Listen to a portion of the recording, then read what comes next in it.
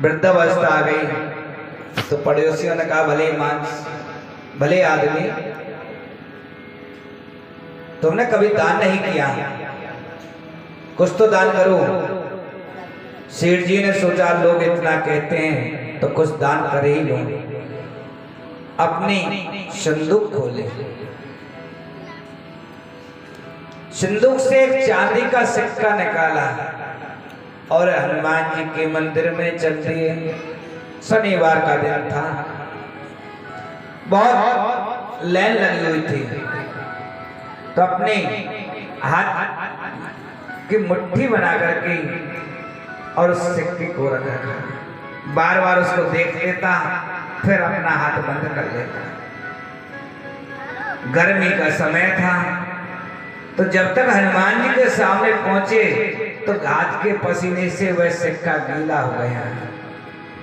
कहने लगा, मित्र, तुझे मैंने जब से लिया है तब से खर्च नहीं किया, लेकिन आज दान कर रहा हूं। तू रो रहा है, तू रोवा मत और वापस अपनी जेब में ही रख लिया।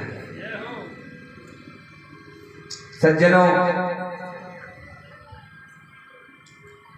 एक दिन जगत गुरु वल्लभ आचार्य जी के पास जाकर बोले, महाराज, मरने का समय आ गया है, भगवान की भक्ति करना चाहता हूं, लेकिन गुरुजी सुनिए, भक्ति ऐसी बताना जिसमें भगवान मिल जाए और पैसा खर्च ना हो।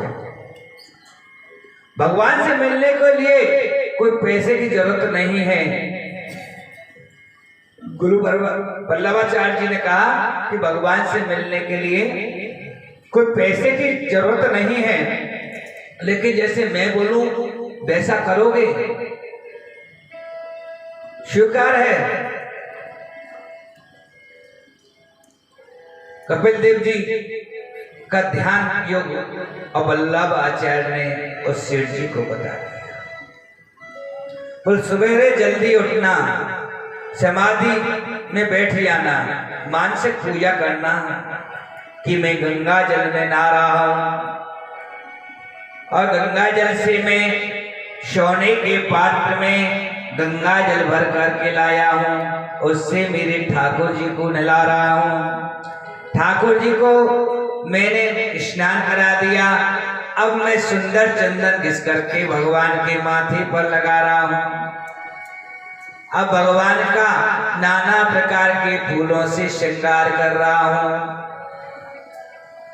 ऐसे तुम्हारी पूजा होगी। सेठ जी घर आए और दूसरे दिन प्रातःकाल 3:30 बजे जग गई और जग करके उठ करके समाधि में बैठ गई।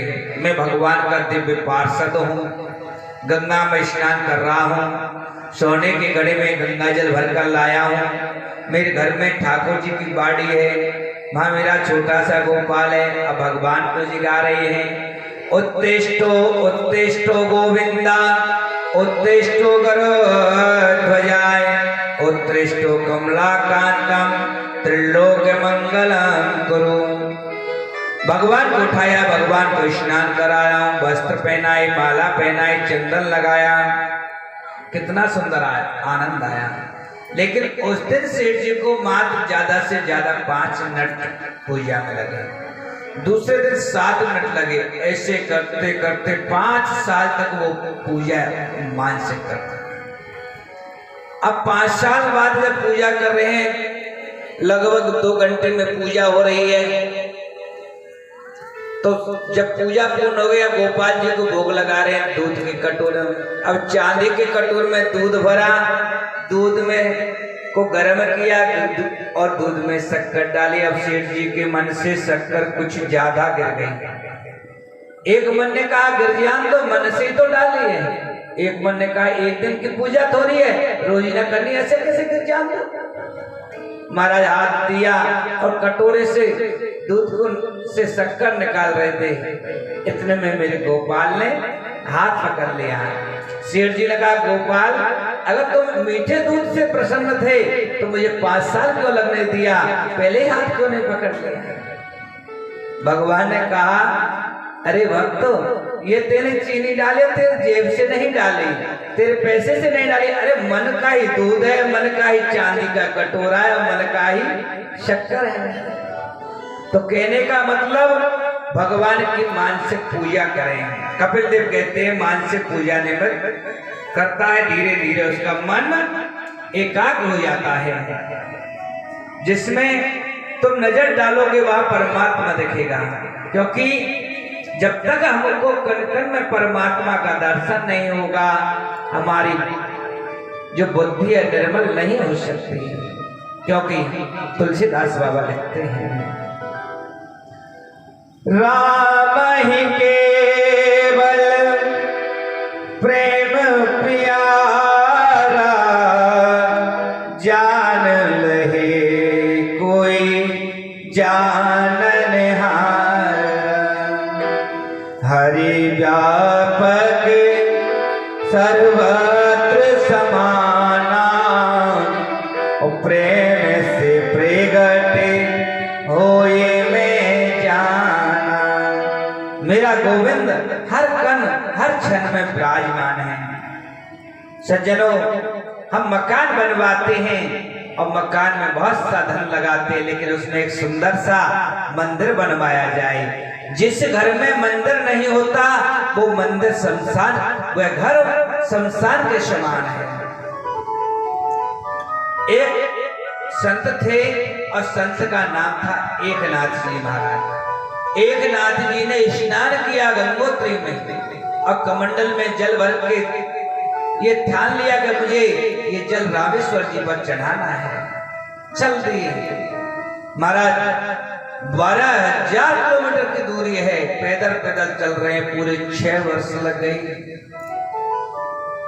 6 वर्ष चलने के बाद में किलो 2 किलोमीटर दूरी पर रामेश्वर जी का मंदिर का जो शिखर है दिखाई देने लगा। उसी क्षण उन्होंने क्या देखा कि एक गधा प्यास के मारे तड़प रहा है, उसका प्राण निकल रहा है। एकनाथ जी ने एक क्षण के नहीं सोचा कि मैं गंगोत्री से जल भर करके ला रहा हूं और रामेश्वर जी पर चढ़ाना है, और वह जल गधा को मुख में डाल दिया। उसी में से मेरे गोविंद प्रकट हो गए। तो जहां हम चाहते हैं वहां गोविंद प्रकट होने के लिए तैयार है। कब? जब हमारा गोविंद से प्रेम हो। हमारा प्रेम कैसा हो कि सिया राम मैं सब जग जानी, और करहूं प्रणाम जोर जुग पानी। मेरे गोविंद हर जगह हैं, हर चीज में मेरा राम जी है, ऐसा करेंगे। कपिल भगवान कहते हैं, माता मेरा भक्त तो वही है जो हर जगह हर कण में हर क्षण में मेरे को दर्शन करता है। कई लोग अपने शरीर को हष्ट-पुष्ट बनाने में जीवों की हत्या कर देते हैं, उन्हें नरक यातना भोगनी पड़ती है।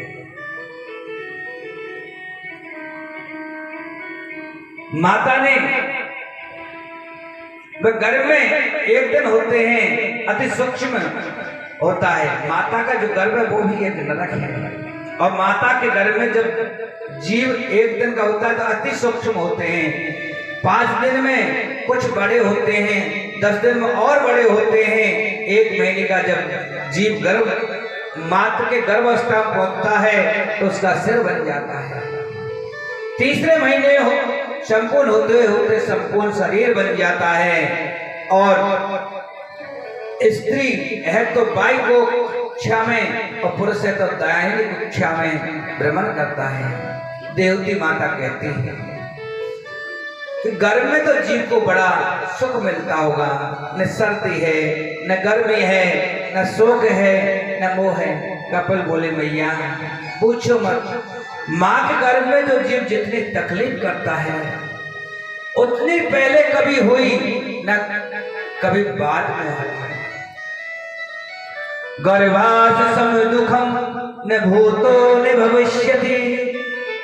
इतना कष्ट होता है कि हजारों छोटे छोटे कीटाणु मात्र गर्भ में पलते हैं और जीव के कोमल शरीर को काटते हैं। जीव तड़पाता है, चिल्लाता है, कौन सुनता है।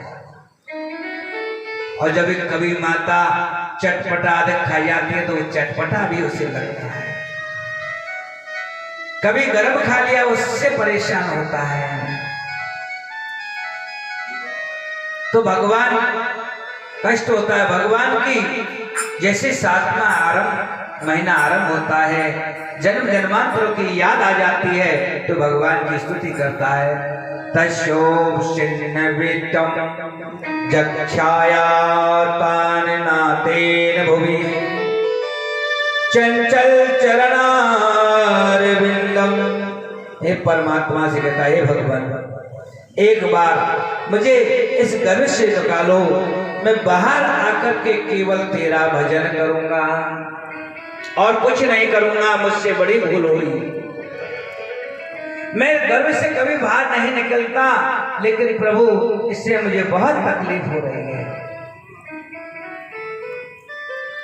माता देवती कहती है बड़ा, लेकिन जैसे जन्म होता है जीव का, जीव भूल जाता है, जीव को वैष्णवी माया घेर लेती है और प्रसव वायु का वेग आया, जीव मातृ से तुरंत आ जाता है।